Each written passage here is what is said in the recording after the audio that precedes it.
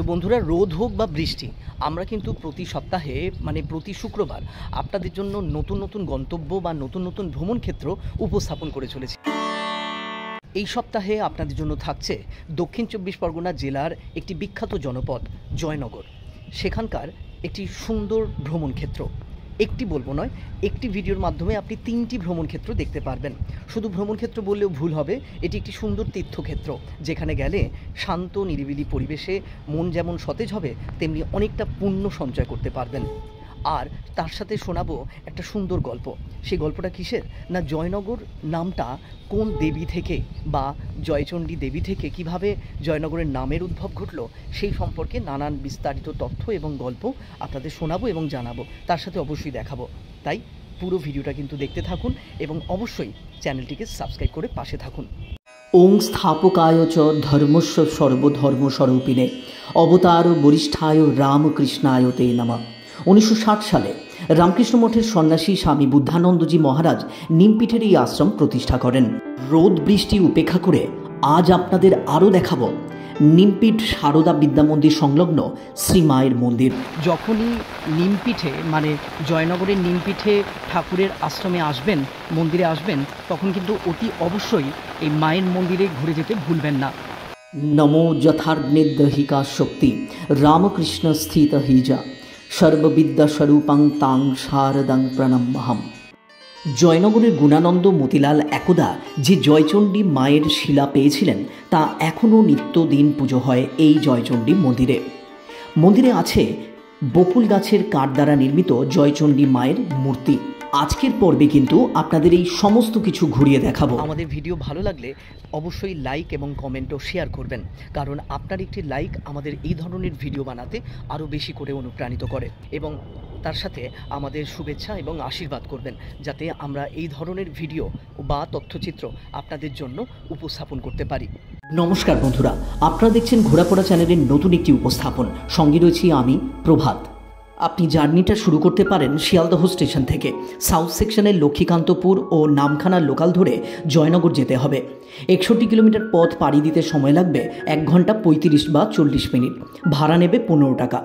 Description বক্সে ট্রেনের time table দেওয়া থাকবে, একবার দেখে নিতে পারেন। 1 নম্বর প্ল্যাটফর্মের বাইরেই অটো পেয়ে যাবেন। অটো এই দিক থেকে এসে আপনাকে ঠিক নামিয়ে দেবে শ্রী রামকৃষ্ণ আশ্রম নিমপিঠের একদম মূল ফটকের সামনে, এই জায়গাটা। জয়নগর মজিরপুর স্টেশন থেকে আপনার এই আশ্রম পর্যন্ত আসতে ভাড়া লাগবে মাথা পিছু 15 টাকা করে। চলুন তবে আপনাদের নিয়ে যাই ঠাকুর শ্রী রামকৃষ্ণ আশ্রমের নিমপিঠের ভেতরে। মূল ফটক দিয়ে প্রবেশ করে আপনার ডান দিকে রামকৃষ্ণ বিবেকানন্দ প্রদর্শনী ভবন ও কাউন্টার দেখতে পাবেন। যদি মন্দিরে ভোগ প্রসাদ গ্রহণ করতে চান, তাহলে এখানে যোগাযোগ করতে হবে।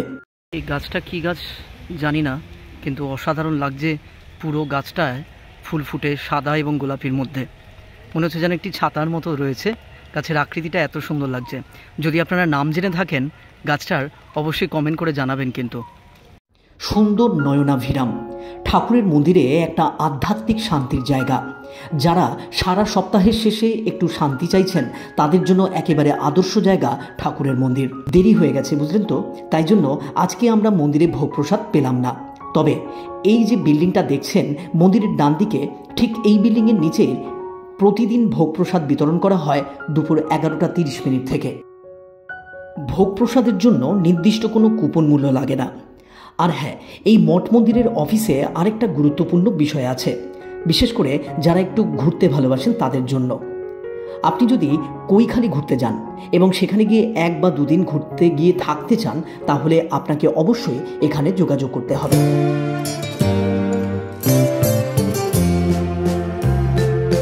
1960 সালে রামকৃষ্ণ মঠের সন্ন্যাসী স্বামী বুদ্ধানন্দজি মহারাজ দক্ষিণ চব্বিশ পরগনা জেলার প্রত্যন্ত গ্রামাঞ্চলে সেবা কার্য চালানোর উদ্দেশ্যে জয়নগরের নিমপিঠে এই আশ্রমটি প্রতিষ্ঠা করেন।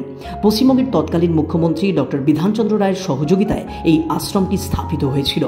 আশ্রম কর্তৃপক্ষ সুন্দরবন অঞ্চলে দারিদ্র্য, নিরক্ষরতা, কুসংস্কার ও বেকারত্বের সমস্যা দূর করার জন্য গ্রামোন্নয়নের কাজ করে থাকেন। মঠ মিশনের তত্ত্বাবধানে রামকৃষ্ণ বিদ্যাভবন এবং নিমপিঠ সারদা বিদ্যা মন্দির স্কুল দুটি পরিচালিত হয়, এবং এই স্কুল দুটি কিন্তু আবাসিক। চলুন এবার আপনাদের নিয়ে যাই আরও একটা সুন্দর মন্দির দর্শন করাতে। বাইরে কিন্তু মুষলধারে বৃষ্টি চলছে, আর এই বৃষ্টির মধ্যে আমরা আজকে আপনাদের দেখাবো মায়ের বাড়ি। মায়ের বাড়ি মানে বাগবাজার মায়ের বাড়ি নয়, কিন্তু এটা হচ্ছে জয়নগর মজিলপুরের নিমপিঠের মা শারদার আশ্রম এবং মায়ের মন্দির। মন্দির থেকে বেরিয়ে স্টেশনের দিকে যেতে যে রাস্তাটা যাচ্ছে স্টেশনের দিকে, ঠিক এই দিকে যেখানে পাঁচিলটা শেষ হচ্ছে, ঠিক এখানে একটা রাস্তা চলে গেছে। এই রাস্তাটা করেই আপনি সোজা গেলে পৌঁছে যাবেন মায়ের মন্দিরে। মন্দিরের পাঁচিল যেখানে শেষ হচ্ছে তার পাশ দিয়ে এই গলিপথে এসে প্রথমেই যে মোড়টা পড়বে সেখান থেকে সোজা হাঁটবেন, অন্য কোনো গলিতে যাবেন না। আর কিছুটা গিয়ে একটা মন্দির দেখতে পাবেন, ঠিক তার পাশ দিয়ে আরেকটু পথ এগোতে হবে। সোজা এই পথে হেঁটে একটা মোড়ে পৌঁছাবেন।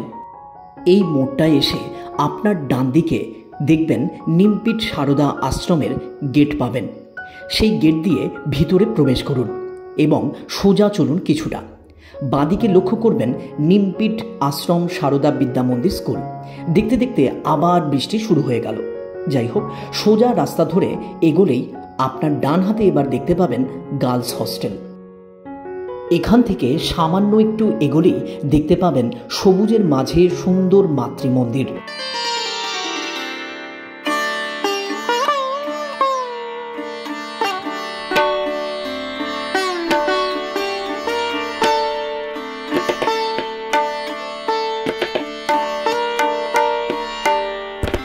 ঘন সবুজের মধ্যে প্রকৃতির কোলে এ যেন এক আশ্চর্য ও চিরশান্তির জায়গা। আসলে মায়ের বাড়ি আসলে এই শান্তির অনুভূতিটা আপনি প্রতি মুহূর্তে উপলব্ধি করতে পারবেন। চলুন মায়ের বাড়ি, মায়ের মন্দিরে ভেতরে প্রবেশ করা যাক। খুব সুন্দর লাগছে দূর থেকে মায়ের মন্দির। চারদিকে সুন্দর মনোরম দৃশ্য, বাগানে ভরা, সবুজ গাছগাছালির মাঝখানে মায়ের মন্দিরটা অসাধারণ লাগছে।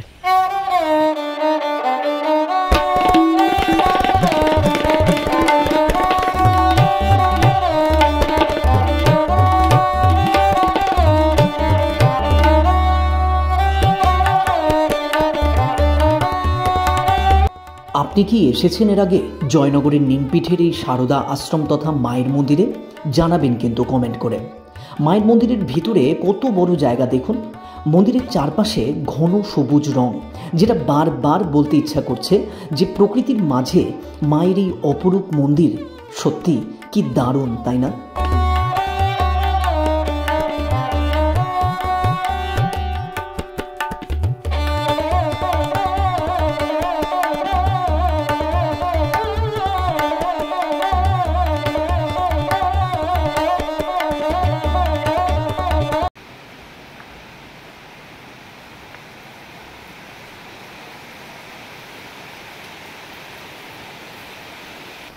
যখন আপনি জয়নগরে ঠাকুর শ্রী রামকৃষ্ণের মন্দিরে অর্থাৎ নিমপিঠ আশ্রমে আসবেন, তখন অতি অবশ্যই মায়ের বাড়ি মানে মায়ের মন্দিরে দর্শন করতে ভুলবেন না।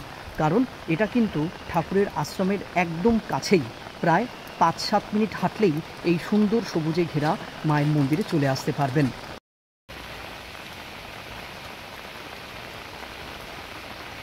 বৃষ্টির মধ্যে মেঘলা ওয়েদারে হয়তো ছবি অত উজ্জ্বল নয়, কিন্তু পরিষ্কার বোঝা যাচ্ছে এই সবুজে ঘেরা মায়ের মন্দিরে আপনি আসলে আপনার কিন্তু মন সতেজ হয়ে যেতে বাধ্য।